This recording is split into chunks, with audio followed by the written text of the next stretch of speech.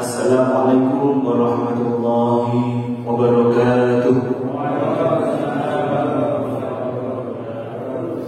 Alhamdulillahirabbil alamin. Rabbana wa lakal hamdu hamdan katsiran tayyiban mubarakan fihi mubarakan alaihi kama yuhibbu rabbuna wa yarda.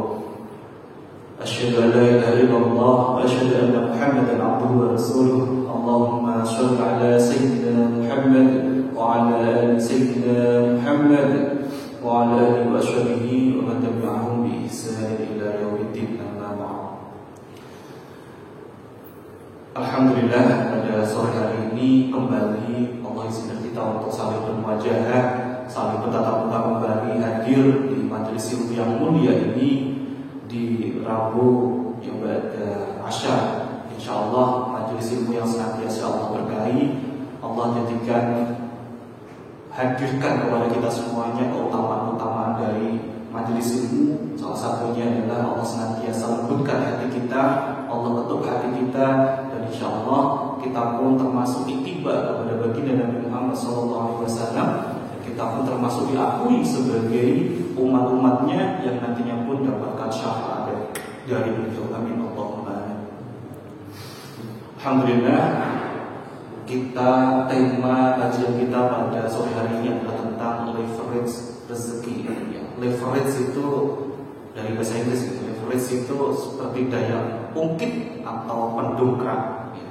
Jadi bagaimana agar diri kita semakin dihadirkan pertolongan Allah, kemudahan-kemudahan rahmatnya Allah, dengan memahami apa saja yang bisa menjadi pendongkrak atau daya ungkit agar diri kita semakin dimudahkan untuk meraihnya, untuk menggapainya. Tapi sebelum itu, sebagaimana biasanya, mari bersama-sama kita luruskan niat kita agar semata-mata murni lillahi ta'ala. Semakin lurusnya niat kita, maka insya Allah keberkahan, ridhonya pun semakin Allah hadirkan, termasuk pertolongan, ma'unah, keajaiban, itu semuanya bonus pun akan Allah hadirkan kepada kita manakala benar-benar sudah lurus niat kita. Maka bismillah, kita awali dengan doa bersama-sama. Bismillahirrahmanirrahim. Allahumma a'inna ala dzikrika wa syukrika wa husna ibadatik. Ya Allah, ya Rahman, ya Rahim, jika sekiranya hari ini masih ada sahabat-sahabat kita kami yang saat ini kurang sehat, ya, termasuk sudah kelihatan ada suaranya tadi ya, gerak-gerak ya. Insyaallah semoga Allah segera hadirkan kesehatan, kesembuhan baik untuk dirinya ataupun seluruh anggota keluarganya. Mungkin ada yang saat ini sedang dihadapkan berbagai ujian persoalan, semoga Allah segera hadirkan solusi terbaik, jalan keluar. Mungkin ada yang saat ini ada yang hubungannya belum baik dengan orang lain, semoga Allah segera lembutkan hati masing-masing dari mereka untuk disatukan kembali tali silaturahminya. Dan mungkin ada yang saat ini belum mudah dari segi finansialnya, semoga Allah segera hadirkan, lancarkan, lunaskan semuanya. Mungkin ada pula yang saat ini sedang terlilit berbagai bentuk amanah yang tidak bisa kita sebutkan satu persatu, semoga Allah segera lunaskan, Allah segera mudahkan semuanya. Atau pula mungkin ada yang saat ini memiliki banyak sekali hajat, salah satunya ingin segera dinaikkan jabatannya. Atau pula mungkin ada yang ingin dihadirkan keturunan, didekatkan dengan jodoh terbaiknya, semoga Allah kabulkan semuanya. Ala kulli niyatin shalihatin wa al-Fatihah.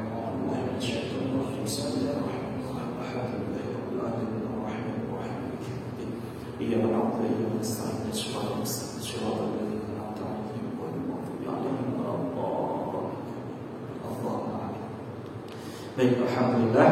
Sebelum kita berbicara mengenai leverage rezeki ini, ya, pertemuan kemarin kita membahas tentang apa? Masih ingat betul? Belas ya. Masuk telinga kanan, keluar telinga kanan balik, ya, buat keluar kiri. Masya Allah. Terakhir kemarin bahas tentang apa? Ingat betul? Cermin, ya, masih ingat betul?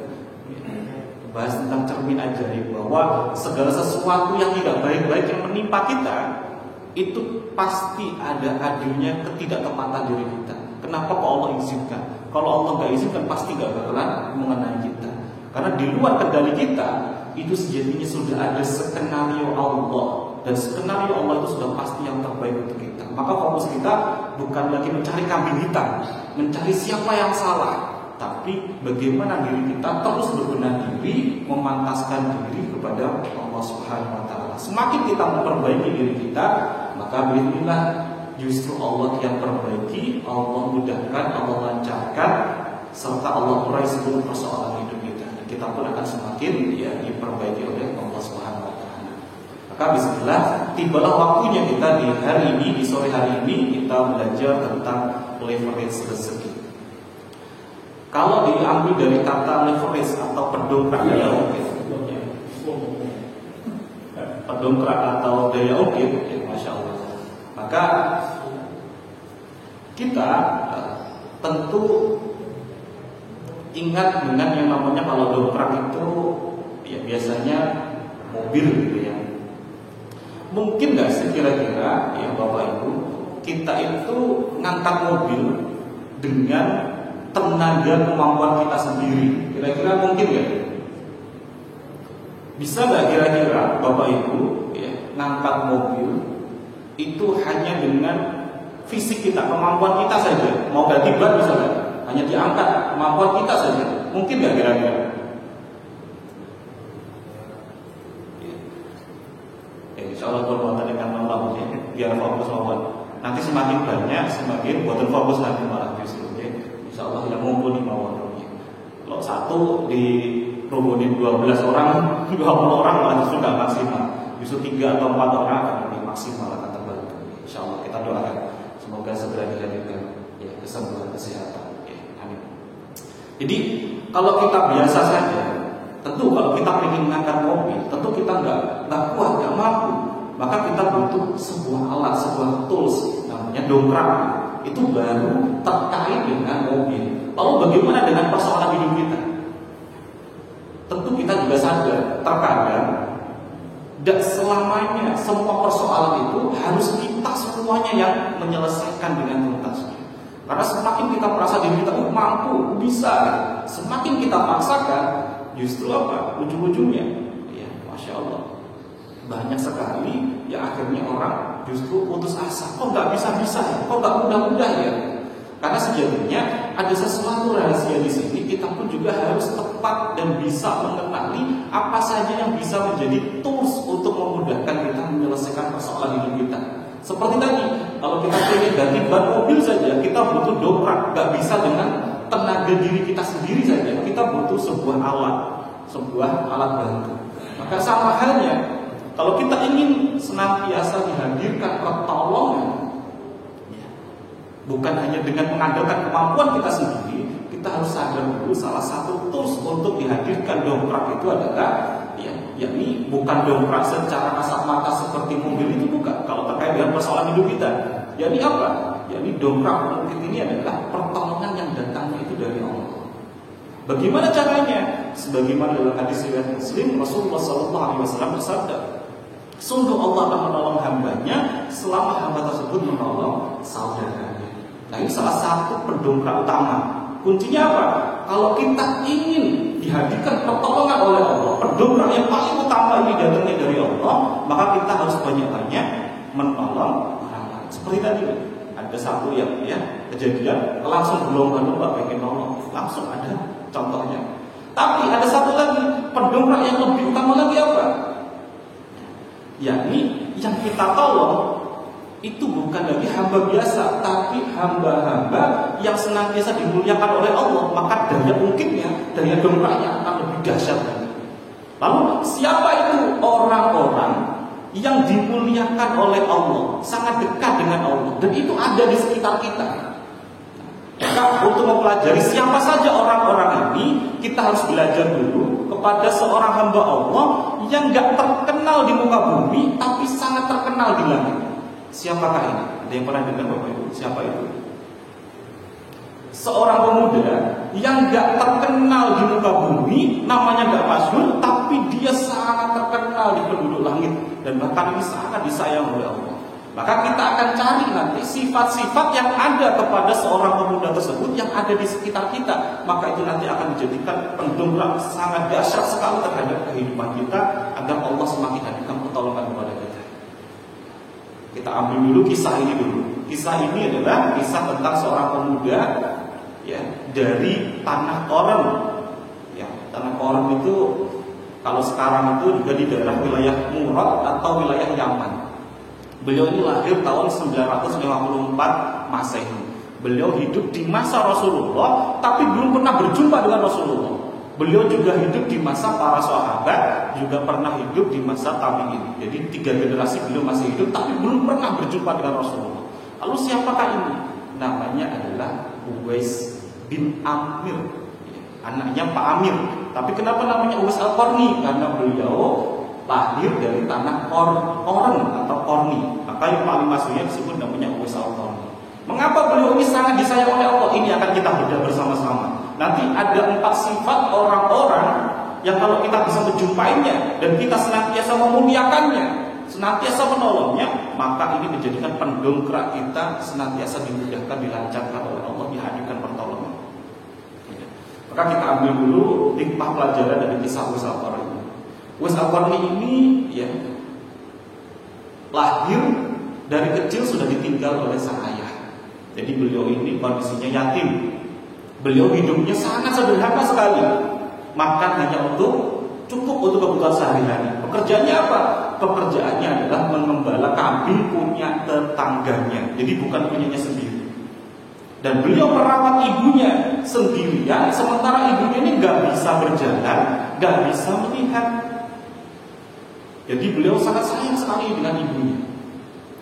Sampai pada suatu ketika ibunya ini berwasiat kepada anaknya ini, kepada Uwais Al-Qarni ini. Nah, sepertinya rasa-rasanya ibu itu tinggal di dunia ini sudah gak lama lagi. Ibu pengen banget bisa berangkat haji. Karena ibunya punya wasiat seperti itu, Uwais Al-Qarni punya inisiatif. Tapi beliau terbatas. Ekonominya tidak seperti kita, seperti kebanyakan. Maka gimana caranya agar ibunya bisa berangkat haji? Padahal jaraknya Yaman menuju Mekah itu kurang lebihnya 1111 km. Kalau kita pikirkan seperti ini, seperti pucuknya Banyuwangi, Jawa Timur itu sampai ke pelabuhan mana? Banten itu pelabuhan apa namanya? Merak. Jadi dari Banyuwangi sampai Merak jaraknya kurang lebih 1111 km. Jaraknya segitu, nggak punya dana, apa harus dilakukan? Akhirnya Uwais Al-Qarni nabung, ngumpulin uang dari hasil mengembala, beli pedet, beli anak lembu. Dan anak lembu ini dibikinkan kandang ada di atas bukit. Setiap pagi dia naik ke atas bukit, digendong tuh anak lembunya turun. Setiap sore digendong lagi, diangkat lagi ke atas bukit. Semua orang lihatnya ini Uwais gila, ini gak waras nih Uwais. Diketawain terus sama tetangga-tetangganya. Sampai itu kurun 8 bulan, ya pedetnya ini sudah lebih dari 100 kilo, Bapak Ibu. Sudah gede di dalam 8 bulan. Ternyata setelah 8 bulan itu tibalah musim haji. Dan di situ ternyata orang-orang baru sadar, setiap hari, setiap pagi dan sore Uwais Al-Qarni ini ternyata berlatih untuk mengangkat beban. Beliau itu nge-gym sebenarnya. Untuk apa? Latihan pengen gendong ibunya karena sudah gak bisa jalan untuk berangkat haji. Dan berangkat hajinya gak main-main. Coba bayangin jaraknya dari Banyuwangi sampai ke pelabuhan Merak, Banten, jalan kaki. Dan jalanannya itu gak seperti kita ini masih ada pohonnya, jalannya masih rata, enggak. Jalanannya apa? Berbatu-batuan, padang-padang pasir, teriknya luar biasa. Dan itu benar-benar dijalankan oleh Uwais Al-Qarni. Jalan kaki Bapak Ibu untuk nganterin ibunya itu berangkat haji. Ini saking sayangnya dengan ibunya Uwais Al-Qarni. Dan setibanya di tanah suci, saat beliau tawaf mengelilingi Ka'bah, apa doanya Uwais Al-Qarni? Beliau hanya berdoa satu, tidak ada doa yang lain. Doanya adalah, ya Allah, ampunilah ibuku, ya Allah, ampunilah ibuku. Ibunya ada di atas itu digendong sampai menangis. Nah, kenapa kamu nggak berdoa atas dirimu sendiri? Mengapa doamu itu hanya untuk ibu? Maka jawabnya Uwais Al-Qarni, cukup bagiku ibu masuk surga. Sebab jika ibu sudah masuk surga, ridhonya ibulah yang dapat memasukkanku ke dalam surga. Dan di saat itu sejatinya Uwais Al-Qarni itu sedang sakit kulit atau sakit sompak istilahnya dalam riwayat hadis tersebut. Jadi kayak belang-belang gitu. Dan saat itu pula ibunya langsung mendoakan kepada anaknya ini semoga segera disembuhkan oleh Allah penyakit kulitnya. Dan langsung seketika selesai pulang haji itu penyakit kulitnya sembuh, tapi hanya tersisa ya sebesar bulatan 1 koin dirham. Jadi di telapak tangannya. Ini nanti yang menjadikan salah satu risalah wasiat dari Rasulullah SAW kepada Sayyidina Umar bin Khattab dan Ali bin Abi Thalib. Beliau nanti akan mewasiatkan, cari orang yang bernama Uwais bin Amir yang akan datang ke Madinah dari kafilah Qarn atau Murad ya, yang dia pernah punya penyakit kulit yang sembuh darinya, kecuali tersisa hanya sebesar 1 dirham. Jika dia itu bersumpah, maka Allah pasti akan mengabulkannya. Maka jika kau mampu menemuinya, mintakanlah ampun kepada Allah melalui dirinya. Ini wasiat Rasulullah kepada Umar bin Khattab yang disaksikan oleh Sayyidina Ali bin Abi Thalib. Wasiat itu benar-benar dipegang terus oleh Umar bin Khattab. Kita lanjutkan lagi kisahnya lagi. Ya. Setelah tadi sudah memberangkatkan ibunya, setiap hari Uwais Al-Qarni ini sangat pengen banget ketemu dengan Rasulullah karena beliau hidup di zaman Rasulullah. Setiap kali tetangganya itu kafilah dagangnya itu pulang dari Madinah itu selalu tanyain, gimana apa kabarnya Rasulullah? Pada suatu ketika terdengarlah dari kafilah-kafilah tetangganya dari Uwais Al-Qarni ini bahwa Rasulullah itu pernah di perang Uhud itu giginya Rasulullah itu sampai apa? Ada yang patah, ada yang rompal giginya Rasulullah pas di perang Uhud itu. Saking sayangnya Uwais Al-Qarni kepada Rasulullah meskipun belum pernah dijumpai, apa yang dilakukan oleh Uwais Al-Qarni? Beliau langsung keluar rumah nyari batu itu langsung dipukulkan kepada giginya. Sampai kapan? Sampai giginya pun juga merasakan apa yang dirasakan oleh Nabi. Sampai giginya pun juga ikut rompal. Masya Allah, saking cintanya beliau kepada Rasulullah SAW. Dan kemudian beliau pun terus minta izin kepada ibunya. Kapan ibunya itu bisa mengizinkan untuk dirinya bisa berjumpa dengan Rasulullah. Terus minta izin terus. Kenapa? Karena ibunya saat itu sudah sakit-sakitan. Beliau ingin sekali ibunya mengizinkan sehingga dia bisa berjumpa dengan Rasulullah, memintakan doa juga agar diberikan kesembuhan kepada ibunya. Tapi belum juga dikasih izin. Sekalinya dikasih izin, ya beliau langsung minta tolong tetangga-tetangganya, dikasih titipan, nanti yang ngasih makan ibu ini udah disiapin semuanya. Beliau bergegas berjalan kaki dari Yaman menuju Madinah. Sampai tiba di Madinah, Bapak Ibu, saat pintu diketok, saking sudah senangnya belum terdekat pengen ketemu dengan Rasulullah. Pas diketok assalamualaikum, ternyata Rasulullah nggak ada di rumah. Yang jawab salam hanyalah istri Rasulullah, yakni Sayyidah Aisyah radhiyallahu anha. Dan dikatakan bahwa ternyata Rasulullah sedang jihad, sedang berperang, maka tidak ketemu lagi. Dan karena Uwais ini masih ingat pesan dari ibunya, nah kalau sudah sampai Madinah segeralah pulang. Ibu setelah kangen, nah siapa nanti yang terus rawat ibu? Maka kalau ditunggu perang itu berapa hari, berapa bulan, nggak pernah diketahui. Maka langsunglah Uwais Al-Qarni buru-buru jalan kaki lagi pulang lagi ke Yaman. Insya Allah. Jadi saking cintanya ya Uwais Al-Qarni kepada ibunya pula dan juga cintanya kepada Rasulullah SAW. Dari sini kita bisa ambil pelajaran yang sangat luar biasa. Ya, betapa Uwais Al-Qarni ini memang beliau pribadi yang sederhana tapi sangat luar biasa sampai terkenal di para penduduk kami. Barulah setelah Rasulullah SAW ini pulang ke rumah, ya pulang ke Madinah, ditanyailah Rasulullah bertanyalah kepada istrinya, ya, wahai Aisyah, ada kabar apa selama ya kita semuanya ini pergi berperang? Barulah Sayyidah Aisyah ini, Siti Aisyah ini ingat, ya Rasul, kemarin itu ada seorang pemuda. Ada seorang pemuda yang datang mencarimu ya Rasul. Rasulullah langsung tahu. Ketahuilah bahwa pemuda yang sedang mencari saya tadi itu namanya Uwais bin Amir. Dia itu sangat cinta sekali dengan ibunya. Dia sangat berbakti dengan ibunya. Kemudian Rasulullah langsung memanggil nih Umar bin Khattab dan Ali bin Abi Thalib, diberikan wasiat. Wahai Umar bin Khattab dan Ali bin Abi Thalib, sesungguhnya nanti akan datang seorang pemuda ini bernama Uwais Al-Qarni ya, dari tanah Qarn Murad. Beliau pernah sakit kulit yang sembuh darinya hanya tersisa sebesar 1 dirham. Dia sangat cinta dengan ibunya.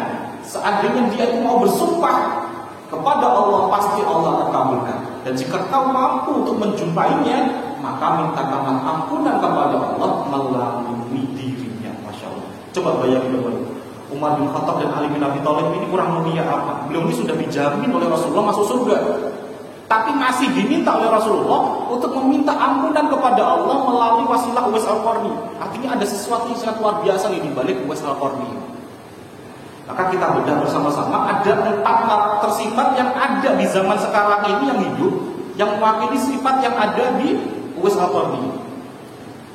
Kalau kita bisa memaksimalkan betul-betul, memuliakan 4 orang ini, maka insya Allah ini menjadikan leverage bagi rezeki kita, bagi kemudahan, ya, pertolongan, rahmat kita dalam kehidupan kita sehari-hari.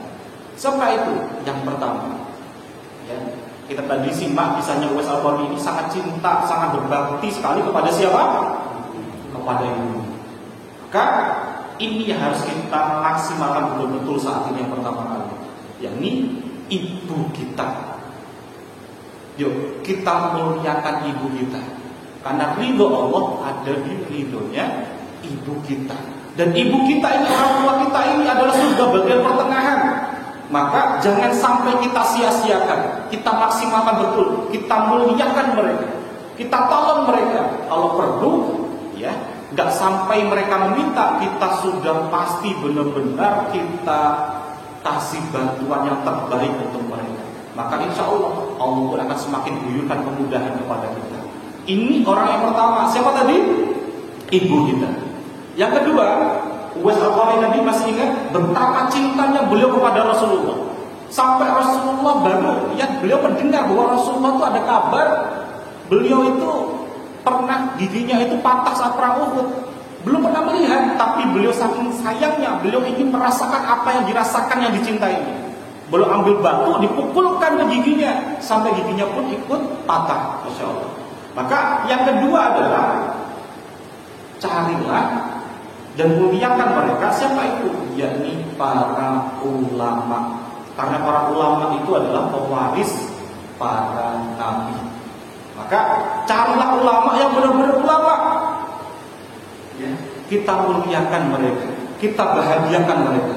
Semakin kita memuliakannya, maka sudah pasti Allah pun akan semakin memuliakan kita pula. Ini yang kedua. Kalau yang pertama adalah ibu kita, yang kedua adalah para ulama. Dan satu saya ulama yang benar-benar ulama, ya, ulama yang benar-benar ulama, yang bukan hanya sekedar mereka ingin terkenal saja, tapi benar-benar zuhudnya luar biasa, waroknya luar biasa, beliau kehati-hatiannya dari hal-hal yang syubhat itu sangat luar biasa. Ini yang perlu kita cari, benar-benar kita muliakan, kita bahagiakan. Biasanya kalau kita ketemu dengan orang ini gak mudah untuk kita muliakan. Kita kasih sesuatu saja beliau seringkali menolak, gak mau biasanya. Ya, ini para ulama yang benar-benar jadi para pewaris ilmu para nabi. Yang ketiga, ya, yang ketiga ini lebih gak mudah lagi. Karena di dalam lanjutan kisah tadi Uwais Al-Qarni tadi, akhirnya benar-benar Bapak Ibu, Umar bin Khattab itu mencari Uwais Al-Qarni itu bertahun-tahun sampai Rasulullah wafat. Umar bin Khattab masih mencarinya. Sampai di masa Khalifah Abu Bakar As-Siddiq, Umar bin Khattab mencarinya, tapi nggak ketemu-ketemu. Tibalah saat di masa sahabat Sayyidina Umar bin Khattab ini menjadi khalifah, beliau memerintahkan para ajudannya, memerintahkan para intelijennya. Nanti kalau benar-benar ada kafilah dari Yaman, terus tanyakan, ada nggak di sana namanya Uwais bin Amir? Dan tepat ketika Umar bin Khattab ini menjabat sebagai khalifah, ternyata ada salah satu ajudannya yang bilang, ya khalifah, ada Uwais bin Amir di dalam salah satu rombongan kafilah dari Yaman. Umar bin Khattab langsung berlari mencari Ali bin Abi Thalib, langsung terjun ke lapangan mencari itu di mana itu. Dan ketika benar-benar datangi camp tendanya kafilah tersebut, Bapak Ibu, Masya Allah, saat Uwais Al-Qarni ini, ya, diajak salaman, dicek tangannya, dibalik, ternyata benar ada sisa penyakit kulit yang putih gitu, sebesar seperti lingkaran uang koin, uang dirham. Kemudian Umar bin Khattab langsung meminta doa kepadanya. Nah, setelah selesai minta doa, Umar bin Khattab tanyakan, ya, apa kabarmu? Mengapa kamu baru tahun ini datang ke sini? Kenapa tidak di zaman Rasulullah? Beliau mengatakan, saya baru bisa ikut datang ke Madinah ini karena ibu saya sudah meninggal. Jadi saya sudah tunaikan, sudah saya mengabdi kepada ibu saya, bahwa saya bisa ikut berdagang dengan kafilah yang lainnya. Itu pun karena saya hanya menjaga unta-unta mereka saja. Masya Allah. Dan kemudian karena melihat nasibnya Uwais ini sangat luar biasa seperti ini, tidak seperti orang kebanyakan, maka Khalifah Umar bin Khattab pun menjanjikan, tenang Uwais, nanti kami akan jamin segala kebutuhanmu pakai Baitul Mal di kerajaan ini, ya, di Madinah tersebut. Kemudian Uwais Al-Qarni malah justru bilang, tidak, tolong jangan sampaikan kepada siapa-siapa kalau saya ini Uwais Al-Qarni, karena saya nggak ingin nanti orang-orang ya justru banyak berebut datang ke tempatku minta doa kepadaku, tapi tidak minta doa kepada Allah. Akhirnya beliau langsung pulang, Bapak Ibu, nggak melanjutkan perdagangan, beliau pulang, beliau menyendiri, mengasingkan diri, nggak pengen dia menjadi terkenal. Jadi dia ini cirinya apa? Dia ini sejatinya orang yang membutuhkan, tapi tidak meminta-minta. Jadi dikasih hadiah pun nggak mau, Bapak Ibu. Nah, jadi kalau yang pertama tadi kita muliakan siapa? Kita cari ibu kita. Yang kedua kita benar-benar muliakan para ulama. Yang kedua, cari orang-orang yang membutuhkan tapi tidak meminta-minta. Ini orang-orang yang sangat mulia derajat. Kita muliakan mereka. Dan pasti ada di sekitar kita. Contoh nih, kita jalan-jalan, ya, di pinggir jalan tiba-tiba ada mbah-mbah pakai gendongan, ya, dia jual sesuatu, bisa jualan getuk, pernah lihat bukan? Jualan pisang, pernah lihat bukan? Dia sebenarnya membutuhkan nggak? Tapi dia nggak mau minta-minta, dia tetap mau apa? Untuk jualan, masya Allah. Kalau kita ketemu orang ini, kita muliakan mereka. Cara muliakannya tidak langsung kita kasih uang 100.000, tidak. Itu justru kita merendahkannya. Kenapa? Karena kita memposisikan tangannya ada di bawah. Justru kita beli dagangannya, kita tambahkan nilai lebih di dalamnya. Jadi tetap kita ambil barangnya. Meskipun saat itu kita tidak butuhkan, ya kita nanti kasihkan kepada orang yang lain. Itu akan lebih memuliakannya daripada kita langsung hanya mengasih uang saja. Biasanya orang ini gak akan mau kalau langsung dikasih uang. Ya. Kalau ada orang-orang seperti ini, cari betul-betul. Ini orang-orang yang derajatnya luar biasa, Bapak Ibu. Ini orang yang ketiga. Dan yang terakhir, ya, yang keempat, sebagaimana Uwais Al-Qarni tadi, dari awal kisah tadi, bahwa beliau ini orang yang sangat sederhana. Dari kecil beliau sudah ditinggal pergi oleh siapa? Ayahnya. Berarti Uwais Al-Qarni ini adalah yatim. Maka yang keempat, muliakan anak-anak yatim, insyaallah. Karena Rasulullah pun juga yatim, Bapak Ibu. Dan Rasulullah itu sangat dekat, sangat cinta terhadap anak-anak yatim. Bahkan, ya, Rasulullah mengibaratkan posisi anak yatim dari Rasulullah itu ibarat jari telunjuk dengan jari tengah, sangat dekat sekali. Maka ketika kita benar-benar memuliakan anak yatim, maka insya Allah kita pun juga semakin dimuliakan dan dibahagiakan oleh Allah Subhanahu wa Ta'ala. Jadi belajar dari kisah Uwais Al-Qarni ini, Bapak Ibu, orang-orang yang masya Allah tidak terkenal tapi ya di muka bumi, tapi sangat terkenal di langit. Ini pun ada Uwais Al-Qarni yang ada di masa-masa kita. Tapi tidak serta-merta sesempurna Uwais Al-Qarni. Hanya satu bagian tadi. 4 orang inilah yang harus kita muliakan, kita bahagiakan. Dan kalau kita masih bisa menjumpai salah satu dari 4 ini, yuk kita kejar benar-benar keberkahannya. Ya. Kalau perlu, misal ibu kita benar-benar kejar apa yang bisa membuat ibu itu benar-benar bisa ridho dengan kita. Kita datangi, kita pijit kakinya, kita pijit pundaknya. Sebisa mungkin apa yang membuat ibu kita bahagia, sehingga nanti tiba-tiba muncul secara gak sadar ibu kita mendoakan, nak semoga kamu, ya, nak semoga kamu dilancarkan, semoga kamu sehat terus. Itu yang sejatinya kita butuhkan. Yang kedua tadi siapa? Para ulama. Yang ketiga, orang yang membutuhkan tapi tidak meminta-minta. Yang keempat adalah anak yatim. Maka bismillah, kita benar-benar maksimalkan, kita kejar 4 orang yang memiliki ciri-ciri tersebut. Semoga kita pun termasuk hamba-hamba Allah yang dipertemukan dengan orang-orang yang sangat luar biasa ini, sehingga kita pun bisa memuliakan dan bisa membahagiakan mereka semuanya. Karena inilah salah satu tempat di mana menjadi bagian dari daya ungkit atau pendongkrak atau leverage dari rezeki kita. Rezeki bukan hanya sekedar nominal, tapi termasuk kesehatan itu rezeki, termasuk dilapangkannya kehidupan kita itu rezeki, diharmoniskan rumah tangga kita itu juga rezeki, termasuk anak-anak kita semakin solih-solihah itu juga termasuk rezeki. Maka kalau kita ingin semuanya semakin diberkahi oleh Allah rezeki kita, yuk benar-benar jangan abaikan 4 orang ciri-ciri ini tadi. Kita maksimalkan, kita benar-benar ya totalitas untuk bisa menggapai keberkahannya lillahi ta'ala, karena Allah Subhanahu wa ta'ala. Barakallahu fikum. Semoga kita bisa mengamalkan, mempraktekkan dalam kehidupan kita sehari-hari. Amin Allahumma amin. Ada yang ditanyakan sebelum doa bersama? Cukup? Cukup? Cukup kita doa bersama-sama. Baik, silakan ambil posisinya senyaman-nyamannya, sekhusyuk-khusyuknya. Allahumma shalli ala sayyidina Muhammad wa ala ali sayyidina Muhammad walhamdulillahi rabbil alamin. Hamdan lillahi hamdan syakirin hamdan wafi'i ma huwa yukafi mazidah ya rabbana kama yanbaghi li jalali wajhikal karim wa 'azimi sultanik.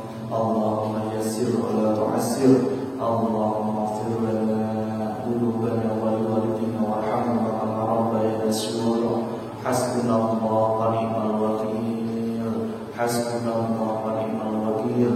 Hasbunallahu wa ni'mal wakeel. Ni'mal mawla wa ni'mal nasir. Rabbana hab lana min azwajina wa dhurriyyatina qurrata a'yun waj'alna lil muttaqina imama. Rabbana hab lana min as-shalihin. Allahumma ighfir lana warhamna wajburna warfa'na warzuqna wahdina wa'afina wa'fu 'anna. Rabbana zalamna anfusana wa illam taghfir lana wa tarhamna lanakunanna minal khasirin. Allahumma rabbana anzil 'alaina ma'idatan minas sama' takunu lana 'idan awwalina wa akhirina wa ayatan minka warzuqna wa anta khairur raziqin. Ya Allah ya Rahman ya Rahim, selamatkanlah kami semua jamaah yang hadir, keluarga besar dari kami Pratama Surakarta ini ya Rabb. Selamatkanlah kami dari siksa kubur maupun siksa api neraka ya Rabb. Berikanlah kami kemudahan, kelancaran dari urusan dunia maupun urusan akhirat kami ya Rabb. Berikanlah kami kemudahan dalam menjemput rezeki yang halal thayyiban ya Rabb.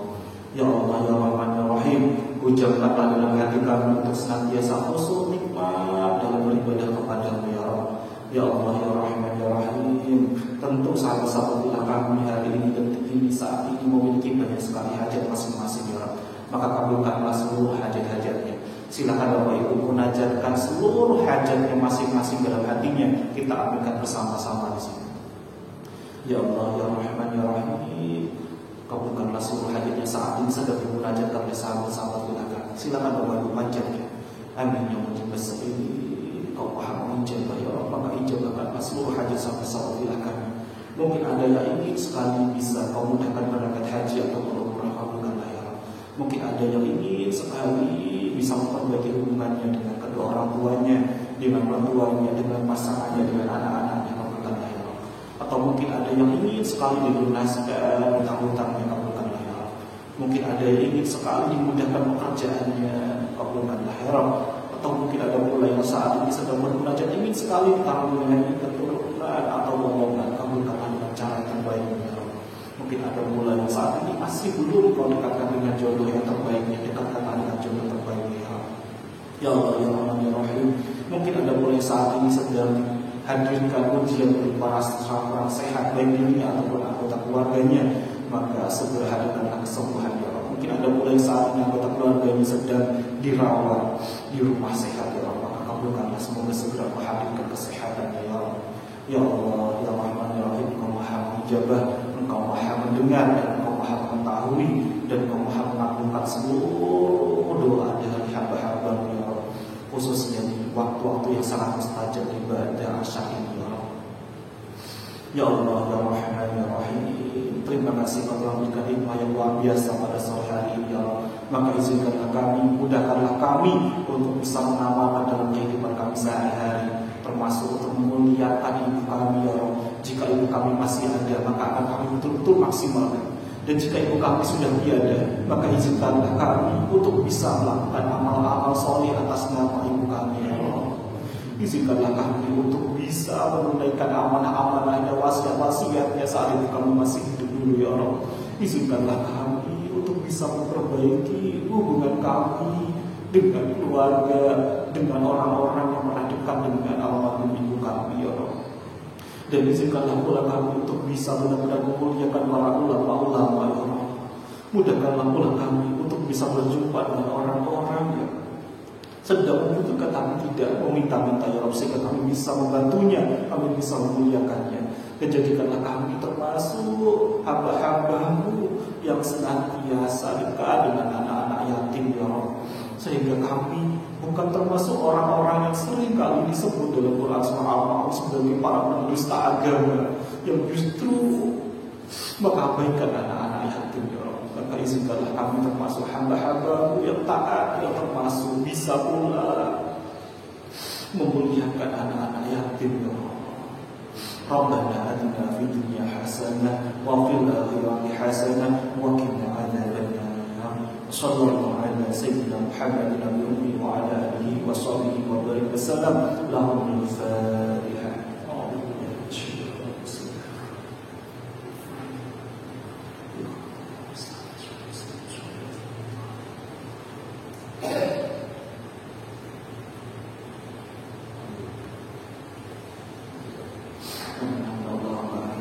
Sebelum kita tutup, yang saya serahkan tadi Pak Sinan Hasmoni yang tadi, Pak Sinan, Mas Purnomo.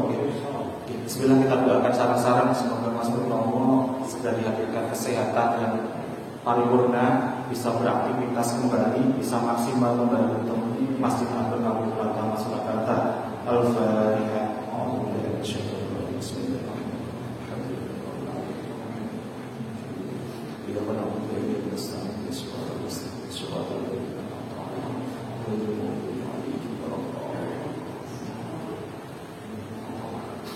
Alhamdulillah, terima kasih kepada semuanya.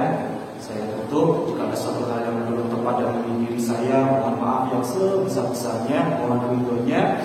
Bila taufiq wal hidayah wal hidayah. Wassalamualaikum warahmatullahi wabarakatuh.